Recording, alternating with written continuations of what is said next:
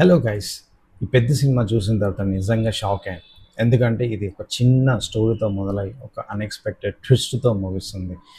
Cinema మాత్రం చాలా ఇంట్రెస్టింగ్గా ఉంటుంది and we will discuss more details about the Peddi movie. Let's get in to the video.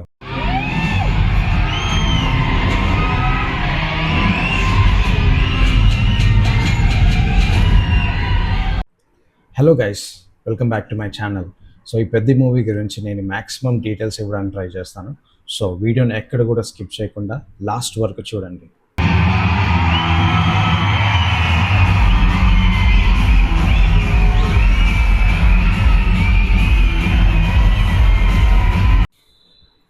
So పెద్ద cinema డీటెయిల్స్లోకి వెళ్తే ఇది ఒక విలేజ్ బ్యాక్డ్రాప్లో స్టార్ట్ అవుతుంది. హీరో అండ్ వాళ్ళ మదర్ అండ్ కొన్ని ఫ్యామిలీస్ నివసిస్తున్న ఒక గ్రామం, కొండ పక్కన ఉండే ఒక చిన్న గ్రామం. సో ఈ గ్రామానికి అక్కడున్న గవర్నమెంట్కి ఎలాంటి సంబంధం ఉండదు. సో వీళ్ళు ఎలా స్ట్రగుల్ అవుతున్నారు, అసలు వీళ్ళు దేని గురించి ప్రయత్నిస్తున్నారు, అండ్ మెయిన్ లీడ్ మన హీరో ముందుండి కథని ఎలా నడిపిస్తున్నాడు, ఎక్కడి వరకు రీచ్ చేస్తాడు ఈ గ్రామాన్ని అన్నది ఈ main story.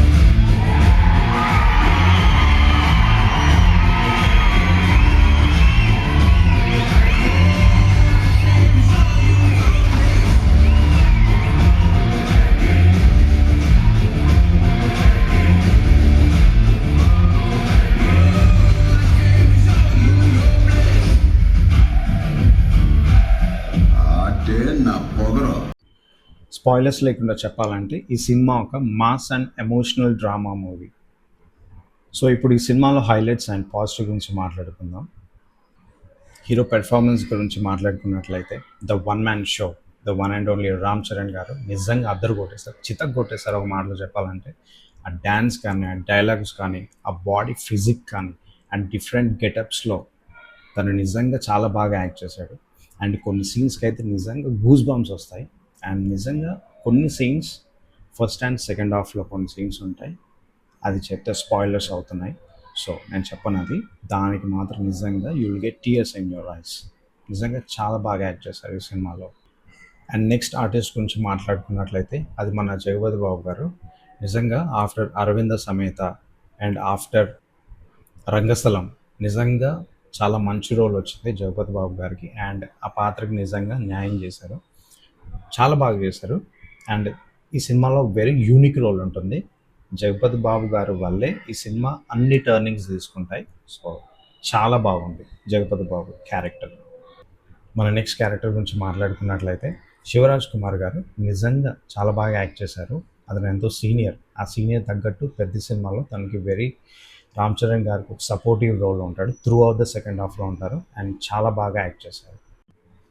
And next highlight of the movie గురించి మాట్లాడుకున్నట్లయితే the heart of the movie, music and background. AR Rahman గారు చితక్ కొట్టేశారు థియేటర్లో. అసలు ఆ సాంగ్స్ కానీ, ఆ బ్యాక్గ్రౌండ్ మ్యూజిక్ కానీ, మస్సా మస్సా మస్సా ఏమైనా ఉంది అసలు సాంగ్ సూపర్. అసలు దాని తగ్గట్టు రామ్ చరణ్ అన్న స్టెప్పులు ఎర్రగా తీశాడు. అండ్ గుడ్ థింగ్ ఏంటంటే అసలు ఈ సినిమాలో సాంగ్స్ ఎక్కడ కూడా ట్రిమ్ చేయకుండా ఫుల్ లెంత్ సాంగ్స్ ఉన్నాయి. సో మనం మ్యూజిక్ పరంగా, బ్యాక్గ్రౌండ్ మ్యూజిక్ పరంగా థియేటర్లో చాలా ఎంజాయ్ చేస్తాం. అండ్ నెక్స్ట్ హైలైట్ వచ్చి ఈ సినిమా ఒక మాస్ అండ్ ఎమోషనల్ కాబట్టి ఖచ్చితంగా బ్లాస్ట్ అయిపోతుంది థియేటర్. విజిల్స్ కానీ, ఎమోషన్ సీన్స్ చాలా బాగా పండాయి. So that is highlight of the movie. And next cinematography గురించి మాట్లాడుకున్నట్లయితే మనకి మూవీలో ఈచ్ అండ్ ఎవ్రీ ఫ్రేమ్ క్లియర్గా కనిపిస్తుంది. Example Chikiri Chikiri song locations చాలా క్లియర్గా కనిపిస్తాయి. సో సినిమాటోగ్రఫీ చాలా బాగుంది.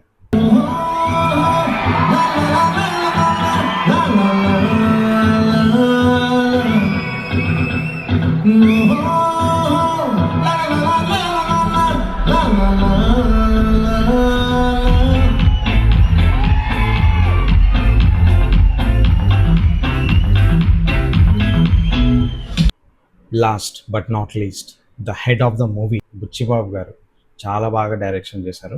ప్రతి క్యారెక్టర్ని ఈ సినిమాలో అంతా పండడానికి కారణం the main reason is Buchibabu garu. So తను ఎన్నేళ్ళు కష్టపడ్డాడు ఈ సినిమా గురించి. సో దాని తగ్గ రిజల్టే మనం ఇప్పుడు చూస్తున్నాం. సో ఫైనల్గా ఈ పెద్ది గురించి మాట్లాడుకున్నట్లయితే it's a mass and emotional entertainer and it's a theatre watch. థియేటర్లో ఆ ఎక్స్పీరియన్స్ ఖచ్చితంగా మనం గెయిన్ చేస్తాం. So go and watch in theatres.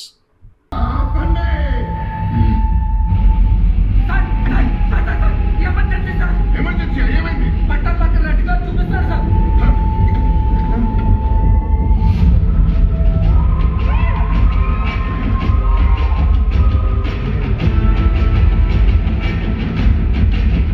ఏం పర్లేదు.